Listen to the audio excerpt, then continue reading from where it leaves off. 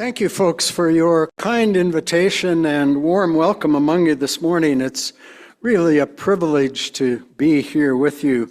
Thanks for that very kind introduction, Eleanor. I wish my wife could have been here to hear it. Pamela, who some of you know very much wanted to be here, unfortunately was felled by a mean virus this week, so she sends her greetings. Thanks for this opportunity to speak with you for a few moments about a topic that has long been near and dear to my heart and that I think is going to be particularly relevant in the days beginning just a week from tomorrow. Sanctuary, holy and safe places. Next slide, please. The Hebrew word for sanctuary is mikdosh, which comes from the root word kadosh, which means to be set apart or sacred. So a mikdosh, therefore, is a set-apart space or a holy place. Many faith communities, churches, and others refer to the place in which they worship as their sanctuary, and I suspect many of us may refer to our homes as places of sanctuary. Again, thinking of those thousands of people in Los Angeles who now have lost their personal sanctuaries. In the Hebrew Bible, as the people of Israel entered into what they called the Promised Land, they soon set aside 7 sanctuary cities. These were places of refuge to which accidental murderers could flee and be protected until they were guaranteed of a fair trial. As so often happens, if a murder happens, sometimes it's by accident and there's vigilante justice, which would have resulted in the stoning or otherwise immediate killing of someone who, by no choice of their own, may have caused the murder to happen. These sanctuary cities then were set apart as places to which such individuals could flee and be guaranteed that their testimony would be received. They would have a chance to defend themselves. They would receive a fair and impartial trial and adjudication. Also in the Hebrew Bible and throughout Scripture, there are more than 92 verses that exhort us to welcome the stranger. Now, from ancient times in more modern times, we can all probably think of some movements by people of faith who felt called to protect vulnerable ones. Perhaps top of the mind comes Nazi Germany, and the well-known stories portrayed in books, plays, films like Schindler's List, Diary of Anne Frank, Le Chambon, A Village Takes a Stand, in which a French village sheltered and protected and saved the lives of hundreds of Jewish individuals and others persecuted by the Nazis. Or we think of the era of slavery in our own land during the Civil War when the Underground Railroad was established, places of sanctuary along the journey north in which there were coded secret messages on fence posts directing slaves on the run to places where they would be sheltered. There is not conclusive but substantial evidence. There were places right here in Gettysburg, including on the seminary campus, Samuel Simon Schmucker's barn, which was one of those stops along the Underground Railroad. Or we might think of the Vietnam War era, in which refuge for conscientious objectors, draft resistors were granted in Canada, European, and other nations.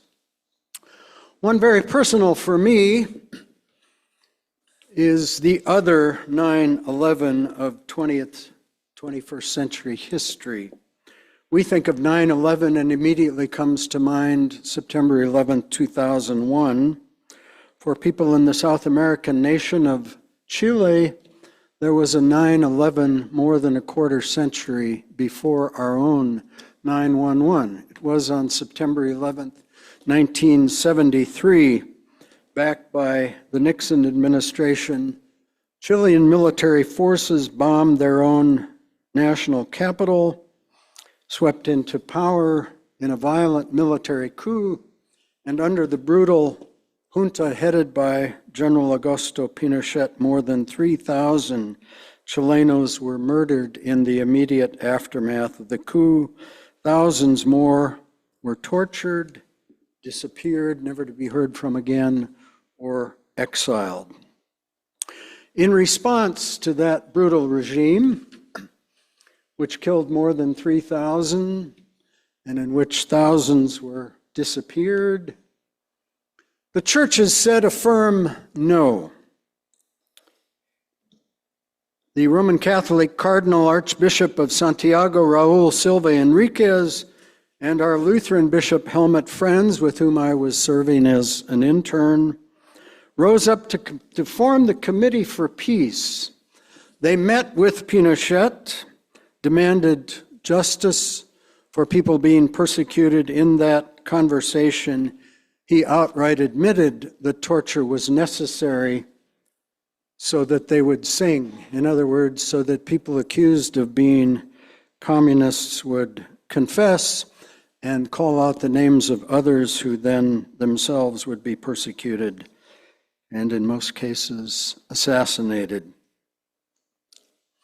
Franz was awarded for his humanitarian efforts in 1974 the United Nations Nansen Medallion for Human Rights, regarded worldwide as perhaps second only to the Nobel Peace Prize. And he explained that he had taken the stance, which he did as a matter of faith, not just political persuasion. This young seminarian was privileged to play a small part in what was a great movement, and I wrote about this in my autobiography. For a week we sheltered in our home one of the top leaders in the Movimiento Izquierdista Revolucionario. He was known to be on the secret police's most wanted list. We were aware that had he been discovered, the consequences for him and for us might have been dire. So that was part of our in-country response. Then returning to the United States the following year, when this young seminarian from Gettysburg Seminary became a pastor in the inner city of Los Angeles, it was our privilege to sponsor one of the most sought-after Chilenos, Leonardo Ibanez. His wife and their two small children were refugees. We sponsored them. They lived in an apartment near the church, and we were able, as a congregation, to help them get on their feet and begin their new lives. The story goes on, and just a few years ago I was reunited with the Ibanez family. Now that Chile again is a free democracy, they share their time between Santiago and Los Angeles. Leonardo is one of the most well-known Chilean artists and poets on the world scene. There in the late 1970s and early 1980s, millions of refugees came to the United States from places like El Salvador, Nicaragua, still some from South American nations in turmoil like Argentina. The Reagan administration was unsympathetic to their plight. The Immigration and Naturalization Service roundups caused widespread terror in communities where refugees lived. And so the churches, many churches, began to quietly house and aid refugees, and some formally declared sanctuary status. In those years of the late 70s, early 80s, more than 500 congregations of many denominations, especially Presbyterians, Baptists, Lutherans, Unitarians, and some others, so declared themselves as sanctuary churches. And national denominations began to issue support declarations for those congregations. More than 500 congregations made the Sanctuary Pledge, in which they state, as people of faith and people of conscience, we pledge to resist the administration's policy proposals to target and deport millions of undocumented immigrants and discriminate against marginalized communities. We will open up our congregations and communities as sanctuary spaces for those targeted by hate and work alongside our friends, families, and neighbors to ensure the dignity and human rights of all people. This congregation, the Southside Presbyterian Church in Tucson, Arizona, was one of the first and one of the most well-known to so declare itself sanctuary. The United States government responded to the sanctuary movement. Finally, in 1986, the Justice Department's Operation Sojourner brought charges against 16 U.S. citizens and Mexicans accused of conspiracy, harboring and transporting illegal aliens, and 6 were convicted. In response to that, there was widespread public outcry and legislative efforts launched by Democrats, which resulted in the 1990 establishment of what's called Temporary Protected Status, or TPS. We heard a great deal about that during the recent political campaign when Trump and Vance and others made their horrific statements about Haitians in Springfield, Illinois, who were all here on legal temporary protected status, and indeed there are threats to immediately lift that status when the new administration takes office next week. Years went on. The immigration policy of the United States tends to be kind of like a roller coaster. There are ups and downs, changes as administrations change and as the makeup of Congress changes.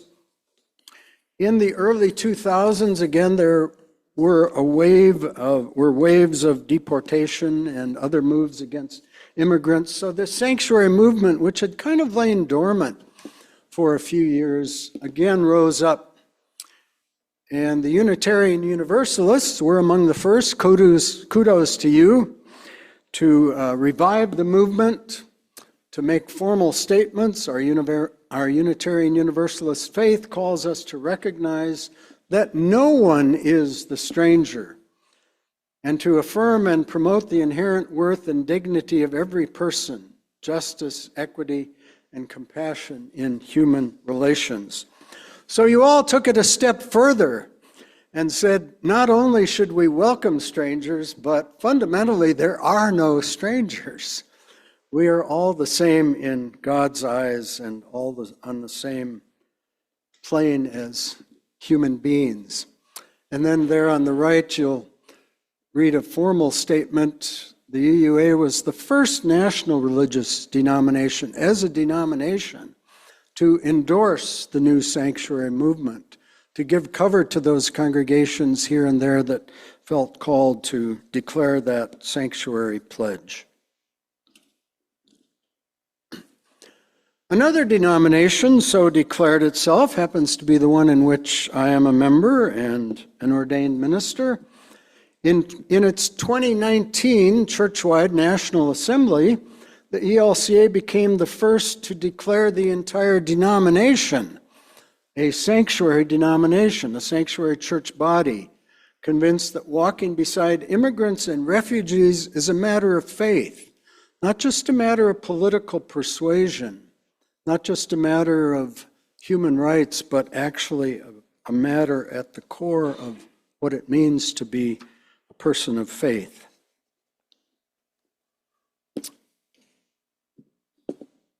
Among our 10,000 congregations, the vast majority, of course, have probably taken no action. I would say in the vast majority of places, there's probably not even awareness that we are a sanctuary denomination.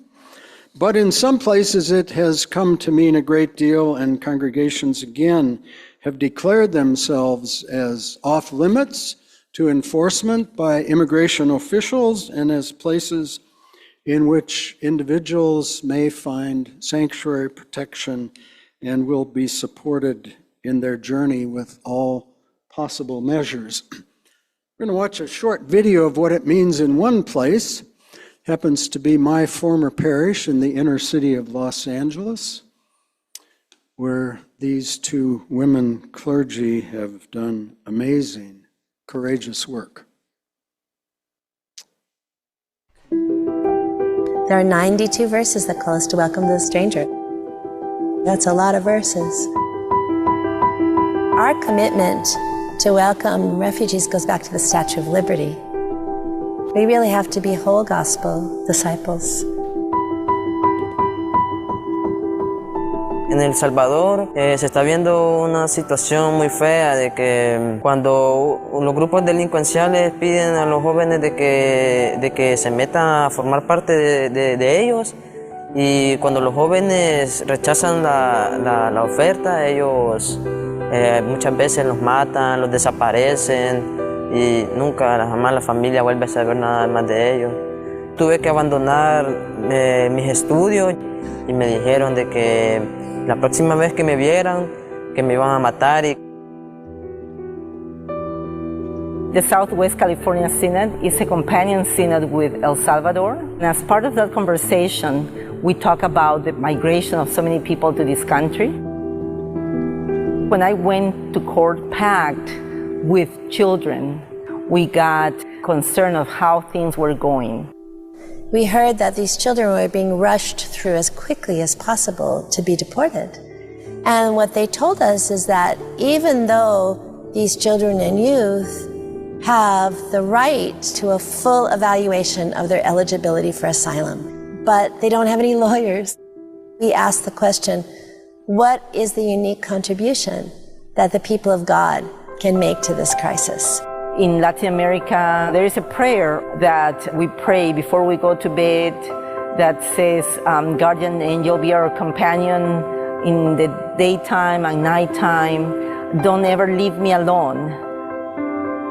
So we decided that we would come into court wearing these guardian angels t-shirts. We found out pretty quickly that once the judges identified us, that they began to behave better. We go into the court hearings where we sit, we take our notes. During the court hearings, we sometimes have people that show up without a lawyer, that show up that don't know what they're doing, that they need some help getting around the courthouse. So that's where we step in. It was important to be there to show support to the community and to make sure that their judge is doing the job as well. Quiero tener metas para mi vida, quiero hacer de mi vida algo importante que ayude a la sociedad, y si puedo ayudar a tantos jóvenes que necesitan ayuda. Yo le agradezco a Dios de que la iglesia luterana nos apoyó.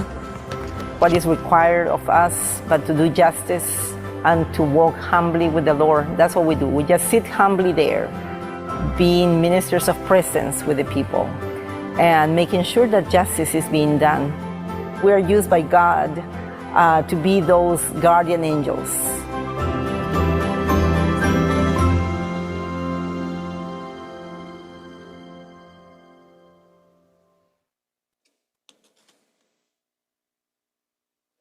Okay, next slide. So where are we today? The incoming Trump administration promises to carry out mass deportation, to abandon the sensitive locations policies currently in place that precludes immigration and custom enforcement raids in schools, clinics, and churches. Temporary protected status expires on March 9th for refugees from El Salvador, Nicaragua, Honduras, Sudan. Churches and other faith groups throughout the land are organizing and gearing up to provide support. Global Refuge, a national organization, formerly Lutheran Immigration and Refugee Service, is organizing responses in California and elsewhere. In Decorah, Iowa, an Immigration Action Network is holding virtual gatherings in which Roman Catholic and Protestant clergy discuss ongoing support for immigrant families. Immigration attorney and legal aid groups are strategizing, attempting to expedite cases. Many colleges and universities have been encouraging their international students who went home for the holidays to be sure to get back before next week, when, again, the borders may be shut to certain nations that the incoming administration deems threatening. I just heard yesterday that the superintendent of the Los Angeles Unified School District has instructed all members of the schools to resist any attempts to conduct raids within the schools of Los Angeles. Next slide. So things are happening. Unite Here is in the hospitality industry, is organizing workers from 200 countries, many of whom, of course, are undocumented. Here's a question to ponder.